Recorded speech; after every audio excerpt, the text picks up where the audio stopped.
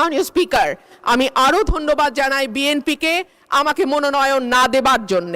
So আমরা যদি এতটুকু স্বাধীনতা মাননীয় স্পিকার রাষ্ট্রপতিকে দিতে না পারি, তাহলে আর আমরা কোন ভারসাম্যের কথা বলছি? বাংলাদেশের সংবিধান অনুযায়ী প্রধানমন্ত্রী এবং প্রধান বিচারপতি নিয়োগ ছাড়া রাষ্ট্রপতিকে আর সকল কিছুই প্রধানমন্ত্রীর পরামর্শক্রমে করতে হয়, এবং প্রধানমন্ত্রী রাষ্ট্রপতিকে কি পরামর্শ দিলেন সেই ব্যাপারেও কোথায় কোনো প্রশ্ন উত্থাপন করা যায় না। সে কারণেই দীর্ঘদিন ধরে রাষ্ট্রপতি এবং প্রধানমন্ত্রীর ক্ষমতার ভারসাম্য আনবার ব্যাপারে বারবার আলোচনা হয়েছে। সরকারি দল, বিরোধী দল, 24-এর অভ্যুত্থানের আগে পরে সকল সময়ে বলা হয়েছে যে রাষ্ট্রপতি এবং প্রধানমন্ত্রীর ক্ষমতার ভারসাম্য আনা হোক। বিএনপি তার ভিশন 2030 এবং 31 দফাতেও এই ব্যাপারে সুনির্দিষ্ট প্রস্তাব রেখেছে।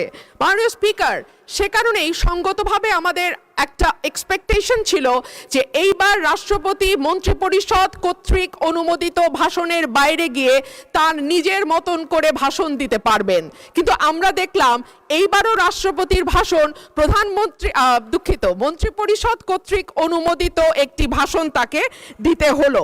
সো আমরা যদি এতটুকু স্বাধীনতা মাননীয় স্পিকার রাষ্ট্রপতিকে দিতে না পারি, তাহলে আর আমরা কোন ভারসাম্যের কথা বলছি? যাই হোক মাননীয় স্পিকার, আমার বক্তব্যের শুরুতেই আমি ধন্যবাদ জানাই মহান রাব্বুল আলামিনের দরবারে, যিনি আমার এই কঠিন যাত্রাকে সহজ করে দিয়েছেন। আমি তারপরে ধন্যবাদ জানাই আমার অসংখ্য নেতাকর্মী, যারা নানানভাবে বঞ্চিত হয়ে ভয় ভীতির মধ্যে দিয়ে আমার নির্বাচন করেছে, দল থেকে বহিষ্কার হয়েছে, কিন্তু তারা আমাকে ছেড়ে যায় নাই। তাদের সকলের কাছে আমি কৃতজ্ঞ। মাননীয় স্পিকার, আমি আরো ধন্যবাদ জানাই বিএনপিকে আমাকে মনোনয়ন না দেবার জন্য। আমাকে মনোনয়ন না দেওয়ার কারণেই আমি বুঝতে পেরেছি বাংলাদেশের টেকনাফ থেকে তেঁতুলিয়া কত লক্ষ মানুষের ভালোবাসা, দোয়া, সহযোগিতা আমার পাশে ছিল।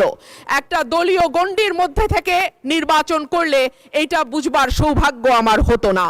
মাননীয় স্পিকার, আমি গভীর শ্রদ্ধার সঙ্গে স্মরণ করি দেশনেত্রী, 3 বারের সাবেক প্রধানমন্ত্রী বেগম খালেদা জিয়াকে, যিনি আমাকে স্নেহ দিয়ে রাজনীতিতে এনেছিলেন, এবং আমি বিশ্বাস করি তার অপূর্ণতা এই সংসদে কোনো দিন পূরণ হবে না।